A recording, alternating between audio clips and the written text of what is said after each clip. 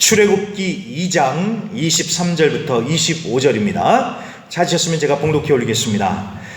여러 해 후에 애굽 왕은 죽었고 이스라엘 자손은 고된 노동으로 말미암아 탄식하며 부르짖으니 그 고된 노동으로 말미암아 부르짖는 소리가 하나님께 상달된지라. 하나님이 그들의 고통 소리를 들으시고 하나님이 아브라함과 이삭과 야곱에게 세운 그의 언약을 기억하사 하나님이 이스라엘 자손을 돌보셨고 하나님이 그들을 기억하셨더라. 아멘. 자, 오늘은 출애굽기 두 번째 시간입니다. 태동이라는 제목으로 출애굽기 2장 전체를 우리가 살펴보도록 하겠습니다. 자, 지난주부터 출애굽기가 시작이 됐습니다. 출애굽기의 개요 전체적인 흐름은 제가 주보 3페이지에 간략하게 적어놨으니까요, 그 부분을 참고해 주시고요. 자, 아무튼 지난주 우린 출애굽기 1장에서 애굽으로 이주한 야곱의 가족들 70명 플러스 요셉 식구 5명, 그래서 총 75명이 400년이라는 시간의 흐름 가운데 번성해지고 강해진 것을 우리가 봤습니다. 자, 이스라엘의 백성들의 숫자가 이렇게 많아진 거예요. 자, 그거에 위협을 느낀 애굽 왕은 이스라엘 백성들을 약하게 만들고자 강제 노역을 시키고요. 그 다음에 남자 아기는 태어나면 나일강에 버리라 라고 공식 명령을 내립니다. 아, 정말 끔찍합니다. 어찌 이렇게 잔인한 명령을 내릴 수가 있을까요? 자기가 살겠다고 남의 자식 죽이라는 거 아니에요. 자, 하나님이 그것을 그냥 두시겠습니까? 아니죠. 나중에 모세와 이스라엘 백성들이 출애굽, 그러니까 애굽에서 떠날 때 그날 밤에 여러분 무슨 일이 있었는지 기억하시죠? 하나님의 천사가 애굽의 장자들을 다 죽입니다. 그러니까 자기들이 심은 대로 돌려받는 그런 일이 벌어지는 것입니다. 그래서 우리도 마찬가지입니다. 우리가 말하고 행동하는 것들, 특히 악한 말, 악한 행동들 있잖아요. 이게 그 당시에는 하나님이 그냥 넘어가시는 것 같지만 때가 되면 하나님께서 그 값을 치르게 하신다는 것을 우리가 반드시 명심해서 절대 악한 것은 입에 담지도 말고 생각조차 하지 말고 하나님 보시기에 선하고 바르고 올바르게 살아가는 자들이 되어야겠습니다. 자, 그런 연유로 이제 이스라엘 백성들이 아주 고달프고 고통스러운 나날들을 보냈습니다. 그렇게 해서 여러 해가 지난 후에 오늘 우리가 읽었던 23절의 말씀이 이어지는 겁니다. 자, 얼마나 힘들고 고통스러웠는지 이스라엘 백성들이 탄식하고 부르짖었대요.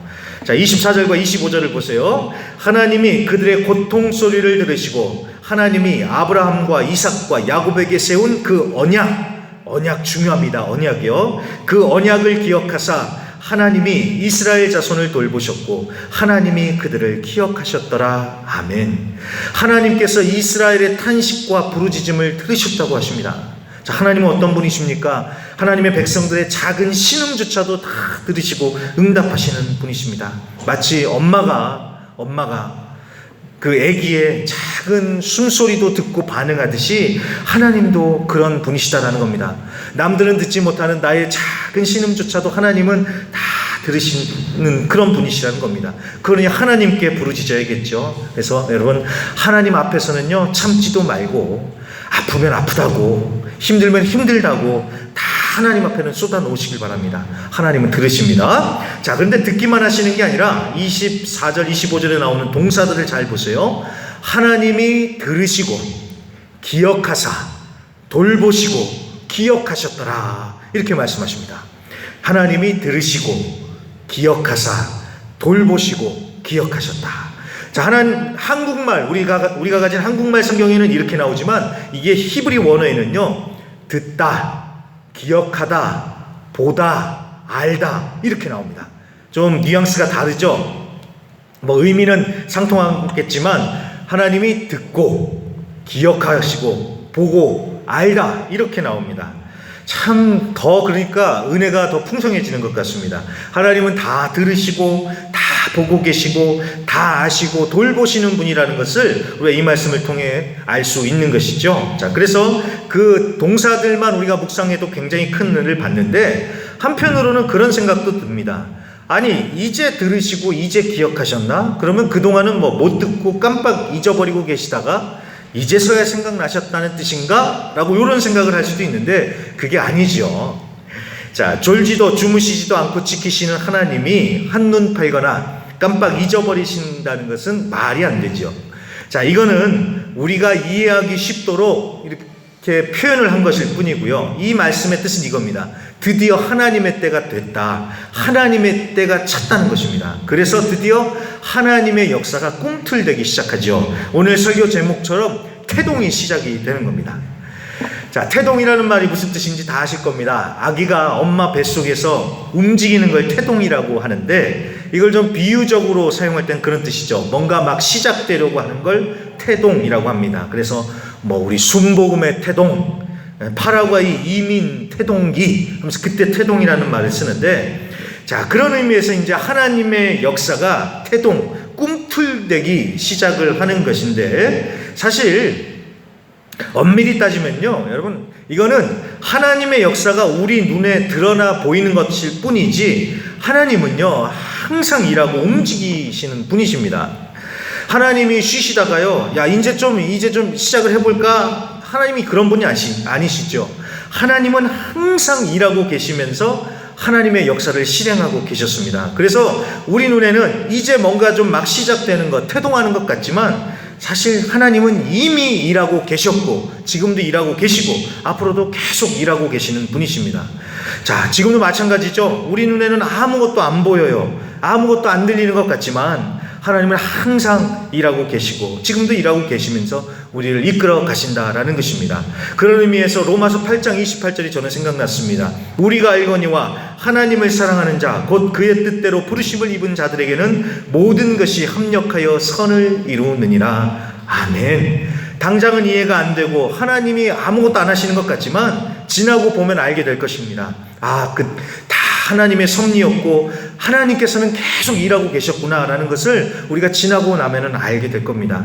그러니까 못 보고 못 듣는다고 낙심하고 시험 들 게 아니라, 쉬지 않고 역사하시는 하나님을 믿고 신뢰하시면서 담대하실 수 있길 바랍니다. 자, 그렇다면 하나님의 역사는 어떻게 실행이 되고 있을까요?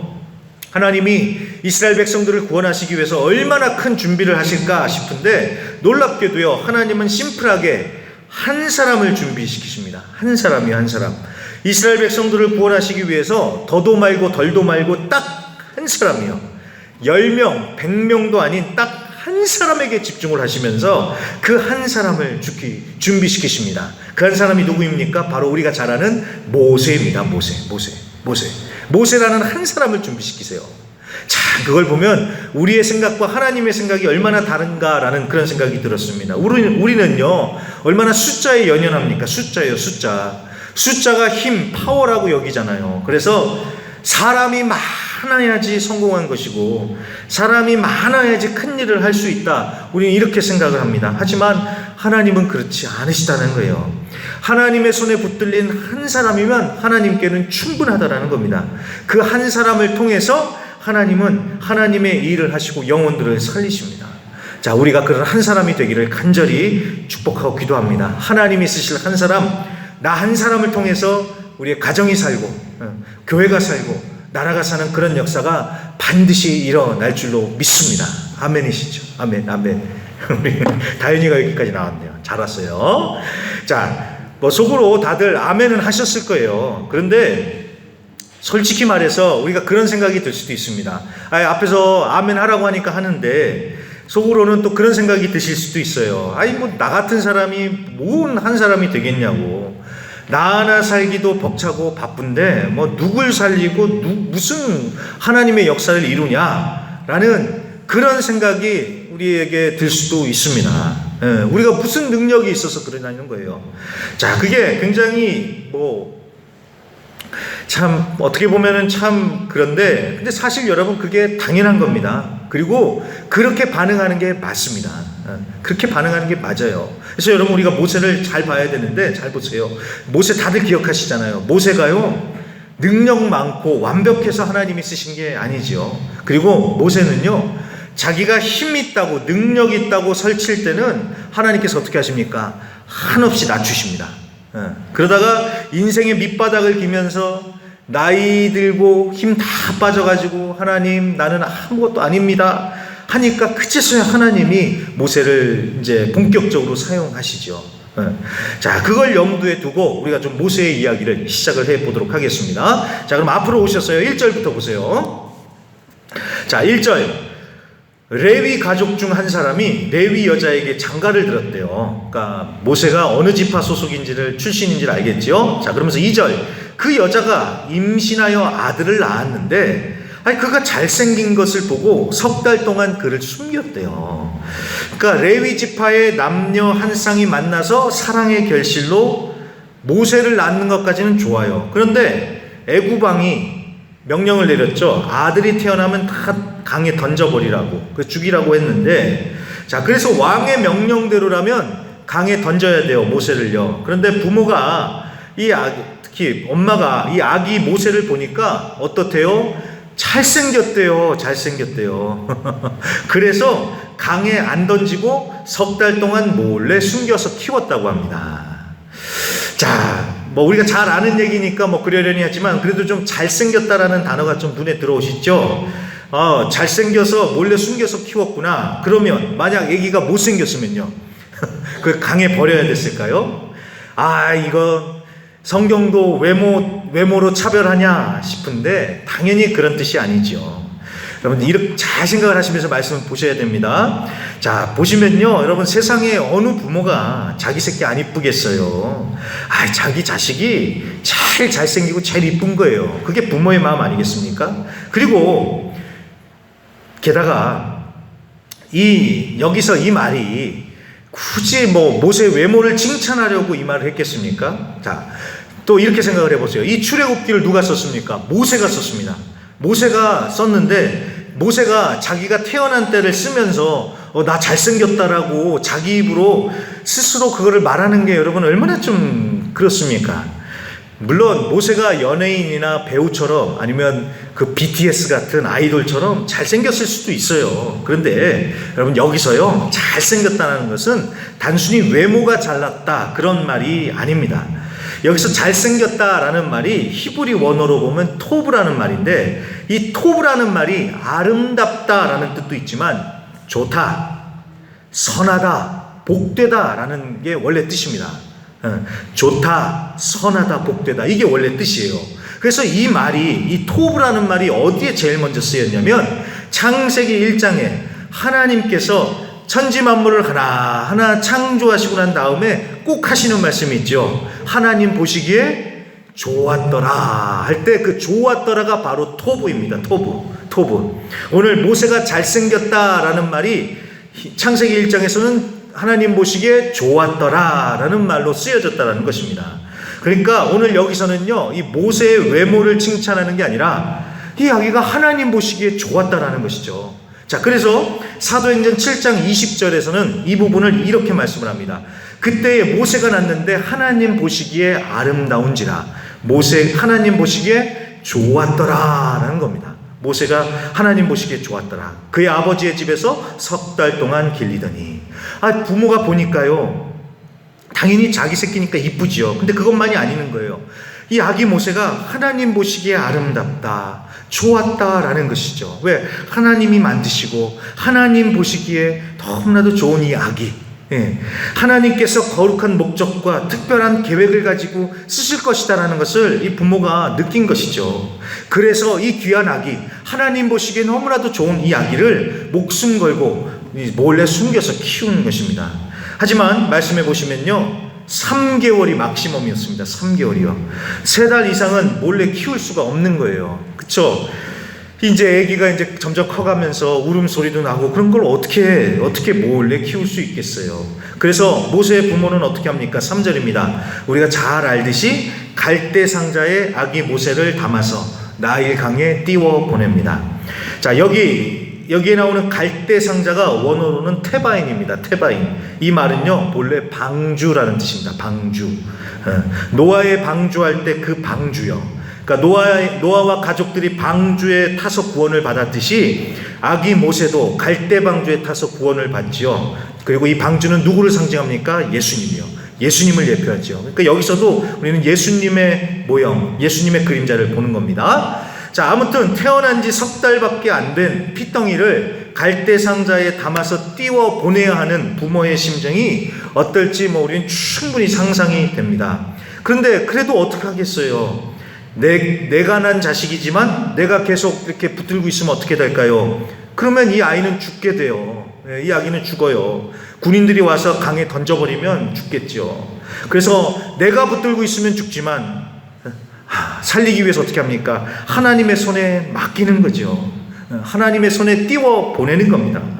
그래서 갈대 상자에 띄워서 하나님께 맡기면서 보내는 결단을 내리는 것이죠.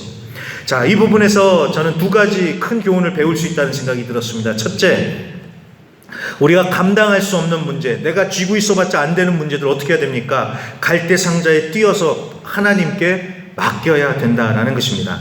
모세의 부모가 갈대 상자를 가져다가 역청과 나무진을 정성껏 칠했듯이 우리가 할 수 있는 것은 최선을 다해서 하는 거예요. 그 다음에는요, 그 다음은 하나님께 맡겨야죠. 갈대 상자에 넣고 하나님께 띄워보내면서 하나님께 맡겨야 된다는 것, 그게 첫 번째 교훈이고요. 둘째로, 저는 오늘 말씀을 보면서요, 부모들에게 있어서 정말 큰 도전이다라는 생각이 들었습니다. 아니, 내 자식 귀한 거 누가 모를까요? 하지만 내가 언제까지 붙들고 있을 수는 없는 것입니다. 모세의 부모는 석 달이 막시멈이었다면 우리 각자에게도 다들 자식을 내가 데리고 키울 수 있는 그 막시멈의 시간이 있을 거예요.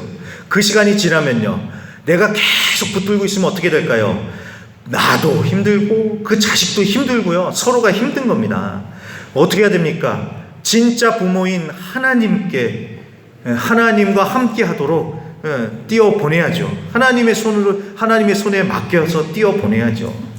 그래서 이제부터는 지가 하나님하고 알아서 하도록 우리는 다 하나님의 손에 맡기고 떠나보내는 그런 또 올바른 믿음의 부모들이 되어야겠습니다.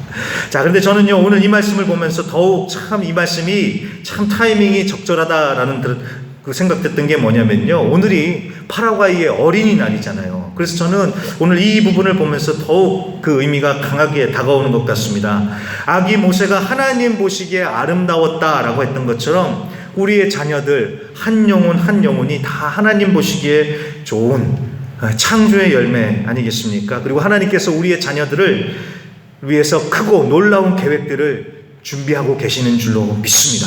그래서 그걸 믿고 우리의 자녀들을 축복하고요, 또 한편으로는 이 어린이들이 내 자식이고 또 다 내 손 안에 있는 것 같지만 진짜는 하나님의 것이다 라는 것을 우리가 인정하고 하나님께 맡기면서 하나님께서 키우시는 자녀들로 자랄 수 있도록 우리는 팍팍 우리의 자녀들을 밀어주는 자들이 되어야겠습니다. 자, 그렇게 해서요, 아기 모세를 실은 갈대 상자가 이제 강을 이제 떠내려가는데 5절입니다. 마침 그때 바로의 딸, 그러니까 애굽 왕의 딸이죠, 공주가 나일강에 나왔다가 그 갈대 상자를 딱 발견을 합니다. 자, 그리고 아기 모세를 발견하고는 6절에요, 불쌍히 여겨서 자기 아들을 삼는 것이 오늘 말씀의 내용이죠. 참, 어떻게 이런 우연이 생길까요? 갈대 상자를 딱 띄워 보냈는데 그때 마침 공주가 거길 지나다가 그걸 발견을 해서 아기를 삼다니요. 근데 더 재밌는 건 뭔지 아십니까? 7절 보세요. 모세의 누나가 그 공주한테 가서요, 하는 얘기가 아기한테 젖 먹일 여인을 데려올까요? 라고 이렇게 물어봅니다. 그랬더니 8절에요, 공주가 그러라 라고 해서 젖 먹일 여인을 데리고 오는데 그 여인이 누굽니까? 바로 아기의 어머니, 그러니까 모세의 어머니를 데리고 가지요. 그러니까 이쯤 되면은 여러분, 누가 봐도 이거는 짜고 치는 것 같잖아요. 그런데 공주는 어떻게 반응을 할까요? 9절에 보세요. 오케이 하면서 자기가 월급 줄 테니까 아기에게 젖을 먹이고 키우라고 얘기를 합니다. 자, 그래서 어떤 놀라운 일이 벌어집니까? 이 모세 엄마는요, 돈 받으면서 자기 아들을 키우는 굉장히 재밌는 상황이 지금 이어지고 있는 것입니다. 자, 그러니까 너무나도 드라마틱하고 흥미진진한 이야기가 지금 펼쳐지니까 재밌어요. 그런데 드라마틱한 것뿐만이 아니라 이 이야기에는요, 아이러니, 역설도 담겨 있다는 사실을 아십니까? 역설, 아이러니요. 자, 보십시오. 당시 절대 권력자인 바로 왕의 명령을 불발시키고 그것을 무의로 그치게 하는 사람들이 누굽니까? 바로 여인들이에요, 여인들. 큰 소리 탕탕 치고 하는 남자들 여기에는 안 나와요. 한 사람도 안 나와요. 여인들이 주역이 돼서 하나님의 역사를 이끌어갑니다. 그래서 1장에 히브리 산파들이 나와서 히브리 남자아이들을 살리고요. 그 다음에 모세를 숨겨서 키우다가 갈대 상자에 띄워보내는 과감한 결단을 한 것도 바로 여인입니다. 여인이 한 것이고요. 또 아기 모세를 주어서 아들로 키우겠다고 한 것도 바로 바로 왕의 딸인 공주라는 여인이었습니다. 여인. 근데 여러분, 이 공주는 잘 보세요. 이 공주는요, 더 아이러니합니다. 자기 아버지의 명령을 어긴 게 누구예요? 바로 이 공주지요. 이 공주. 바로 그 딸이 그 명령을 어기는 그런 일이 벌어져요. 그리고 한 가지만 더요. 바로 왕이 아기들을 죽이려고 한 나일강이 오히려 모세를 공주와 연결되게 하는, 살리는 그런 역할을 했지요. 자, 그러니까 얼마나 아이러니합니까? 아이러니에 아이러니가 더해지면서 아주 재미있는 그런 일이 벌어지고 있죠. 그래서 이걸 세일 해머라는 신학자는요, 섭리적 아이러니라고 이렇게 하는데, 정말 그 말이 딱 맞습니다. 이 아이러니들 가운데 하나님의 섭리가 드러나는 거예요. 사람의 생각으로는 전혀 있을 수가 없는 그런 일들을 통해서 하나님께서 역사에 가시더라는 겁니다. 그러니까 우리도 예측이 안 되고요, 세상 권력자들도 이걸 예측이 안 되니까 막을 수도 없는 것이고요, 사탄도 이거는 못 막는 거예요. 자, 저는 이게 굉장히 큰 은혜가 됐습니다. 우리가 믿는 하나님 정말 이렇게 기가 막히게 역사하시는구나. 우리의 생각을 초월해서 정말 최고의 방법으로 하나님께서 문제를 풀어가시는구나. 그래서 우리가 살아갈 때 이해가 안 된다고 낙심할 게 아니라 합력해서 선을 이루게 하시는 하나님을 믿고 우리의 마음을 지키면서 인내하는 자들이 되어야겠습니다. 자, 빨리 전진합니다. 11절입니다. 자, 그렇게 장성한 모세, 이때가 한 40세쯤 된 것 같습니다. 하루는 대사건이 벌어집니다. 모세가 자기 형제들에게 나아가서 그들이 고되게 노동하는 것을 봤다 그랬죠. 자, 모세가 애굽 공주의 아들로 입양이 돼서 자랐지만 자기는 이스라엘 사람이다라는 정체성을 잊지 않았던 것 같아요. 자, 우리도 이 세상에 살지만 하나님의 백성이라는 정체성, 우리는 하나님의 가족이라는 이 정체성이 분명해야겠습니다. 자, 아무튼 정체성은 좋은데 그 다음에 이제 사건이 터집니다. 애굽 사람이 히브리 사람을 때리는 것을 봤어요, 모세가. 그리고 나서 모세가 이제 뚜껑이 열리는 겁니다. 그래서 12절입니다. 12절. 좌우를 살펴 사람이 없음을 보고 그 애굽 사람을 쳐 죽여 모래 속에 감추었다고 합니다. 자, 형제가 동포가 당하는 걸 보니까 화가 나는 거예요. 그래서 도와주고 싶기는 한데 사람을 죽여서 그걸 감추는 그런 일을 벌인 것입니다. 그러니까 모세가 한성질 한다는 것을 우리가 알겠는데, 여기서 이 부분에서는 우리가 새겨봐야 할 말은 좌우를 살펴서입니다. 좌우를 봤는데 아무도 보는 사람이 없는 것 같다는 거예요. 그러니까 자기 성질 나는 대로 저질러 버리고 죄를 범하더라는 겁니다. 여러분, 사람이 그래요. 아무도 보는 사람이 없는 것 같을 때 죄의 본성이 드러나면서 거기서 무너집니다. 그래서 여러분, 좌우만 살필 게 아닙니다. 상하, 위아래도 봐야죠.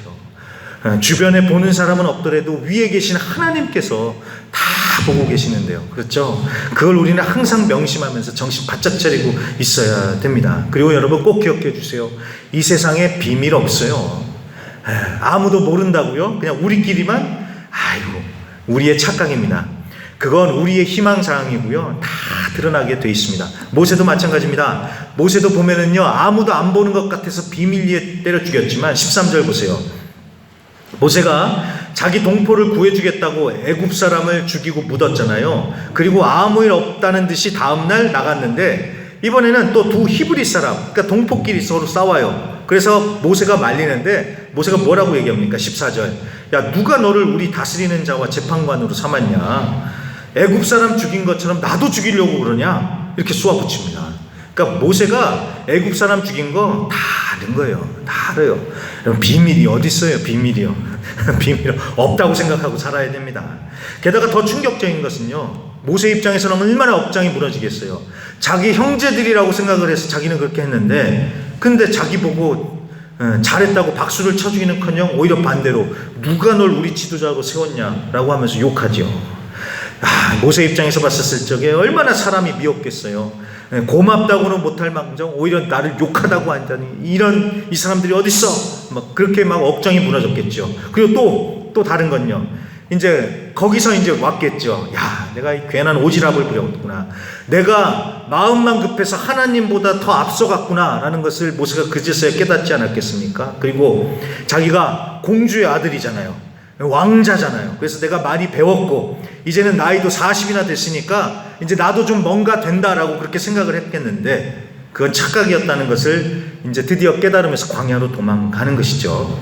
자, 그렇게 해서 모세도 광야 학교에 입학을 하면서 거기서 이제 가족을 꾸리고 살아갑니다. 그러니까 애굽 왕자가 하루아침에 광야의 천한 목동 신세가 되어버리고 마는 것입니다. 근데 놀랍게도요, 이 또한 하나님의 섭리이자 계획이었습니다. 하나님께서 모세를 하나하나 준비시키시지만 자아가 펄펄 살아있을 때는 하나님께서 부르셔서 사용하신 게 아니라 광야로 보내셔서 모세를 훈련시키십니다. 40년을 훈련시키신 다음에 그 다음에 쓰세요. 그러니까 한마디로 힘 빼게 하시는 것이죠. 내가 모세다라면서 펄펄 살아서 힘이 셀 때는 하나님이 안 쓰시고 힘 다 빠져서 참 나는 아무것도 아닙니다 라고 하니까 하나님께서 그제서야 이제 사용하시는 것을 우리는 볼 수가 있습니다. 내 이름과 내 힘이 아닌 오직 하나님의 이름과 하나님의 은혜로 감당할 수 있도록 하나님께서 또 그렇게 훈련을 시키신다라는 겁니다. 그렇기 때문에 어떤 상황에서도 우리는 절대로 낙심하지 말자는 거예요. 항상 하나님의 계획과 섭리가 다 있습니다.